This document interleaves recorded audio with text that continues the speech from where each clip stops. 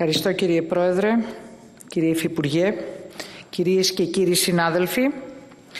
Το θέμα της ενδοοικογενειακής βίας απασχολεί και δικαίως την κοινωνία, τους πολίτες και όλες τις πολιτικές δυνάμεις, γιατί συνιστά ένα πραγματικά μεγάλο κοινωνικό ζήτημα, με ευρύτερες συνέπειες που χρήζουν ειδικής αντιμετώπισης από την πολιτεία.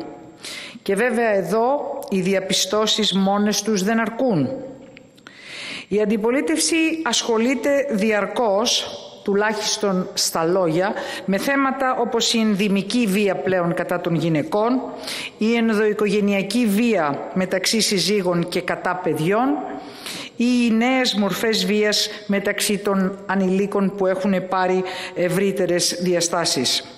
Χωρίς όμως να προτείνει, χωρίς να μας λέει τι θα κάνουμε για την αντιμετώπιση του προβλήματος. Η κυβέρνηση της Νέας Δημοκρατίας ως οφείλει παίρνει την συζητούμενη νομοθετική πρωτοβουλία ακριβώς για να αντιμετωπίσει τα παραπάνω προβλήματα, με αίσθημα ευθύνης απέναντι στην κοινωνία και ιδιαίτερα στα θύματα της κακοποίησης. Τους συνανθρώπους μας που πρέπει να σκεπτόμαστε πριν από οτιδήποτε άλλο. Γιατί όπως έχει πει και ο αρμόδιος υπουργός ο κύριος Φλωρίδης, οφείλουμε να προστατεύουμε τα δικαιώματα όλων. Αλλά δικαιώματα δεν έχουν μόνο οι θύτες, έχουν και τα θύματα.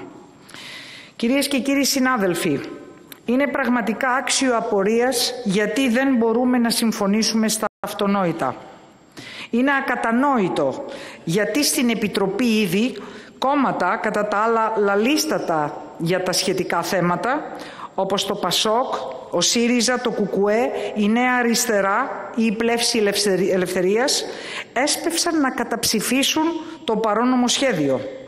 Επαναλαμβάνω ότι όλα τα κόμματα, τα παραπάνω κόμματα, τα οποία έχουν διακριθεί στο πεδίο του δικαιωματισμού, δεν εξέφρασαν απλώς κάποιες επιφυλάξεις, αλλά καταψήφισαν χωρίς αστερίσκους ένα νομοσχέδιο που προωθεί την αυξημένη προστασία των θυμάτων ενδοοικογενειακής βίας και διαφυλάττει ανθρώπινα δικαιώματα.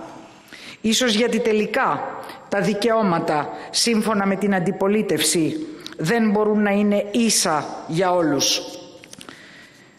Κύριοι συνάδελφοι, για τη Νέα Δημοκρατία τα πράγματα είναι ξεκάθαρα. Στηρίζουμε την αυστηροποίηση του ποινικού νόμου για την τιμωρία εγκλημάτων κατά γυναικών, παιδιών και γενικότερα ευάλωτων συνανθρώπων μας, όπως και την ενίσχυση του πλαισίου προστασίας και υποστήριξης των θυμάτων. Χωρίς ναι μεν αλλά, χωρίς υποσημειώσεις, χωρίς επιφυλάξεις. Κύριε Πρόεδρε, οι διατάξεις που ψηφίζουμε σήμερα δεν είναι απλώς αναγκαίες για την άμεση προστασία της κοινωνίας μας. Είναι μέτρα πρόληψης που θα οδηγήσουν στη μείωση των ακραίων αυτών μορφών εγκληματικότητας και στο μέλλον. Αναφέρομαι συγκεκριμένα στην αυξημένη κοινωνική προστασία των θυμάτων ενδοοικογενειακής βίας, στη θέσπιση αξιόπινου για νέες μορφές εγκλημάτων που στρέφονται κατά γυναικών και παιδιών, στη διευκόλυνση της πρόσβασης των θυμάτων στη δικαιοσύνη και την άμεση καταγγελία των εγκλημάτων αυτών από επαγγελματίες που ενδέχεται να λάβουν γνώση κατά την άσκηση των καθηκόντων τους. Εδώ είναι εξίσου σημαντικό να υπογραμμίσουμε και την εισαγωγή ειδικών προβλέψεων για την αντιμετώπιση εγκλημάτων, τα οποία πλέον διαπράττονται συχνά και στον ψηφιακό χώρο, όπως η προσβολή της γενετήσιας εκμετάλλευσης και της γενετήσιας ελευθερίας ή ακόμα και η εξίσου αρρωστημένη άσκηση βίας κατά ανυπεράσπιστων ανθρώπων που εμπορευματοποιούνται στο διαδίκτυο. Κύριε Υπουργέ, ως μητέρα που έχω μεγαλώσει 2 παιδιά, γνωρίζω τις ευθύνες και τις δυσκολίες που αντιμετωπίζει ο κάθε γονιός. Δεν υπάρχει επίσης καμία αμφιβολία ότι όλοι οι γονείς χαιρόμαστε με τις επιτυχίες των παιδιών μας και πάνω απ' όλα με το να είναι τα ίδια τα παιδιά χαρούμενα, επιστρέφοντας κάποια από τα καλά πράγματα που τους δώσαμε στην κοινωνία. Υπάρχουν όμως δυστυχώς στη ζωή και οι περιπτώσεις παιδιών που όχι μόνο δεν προσφέρουν πράγματα στην κοινωνία, αλλά αντιθέτως αναπτύσσουν έντονα αντικοινωνικές συμπεριφορές. Ίσως γιατί τα δυστυχία αυτά παιδιά δεν πήραν κάτι θετικό από τους δικούς τους ανθρώπους.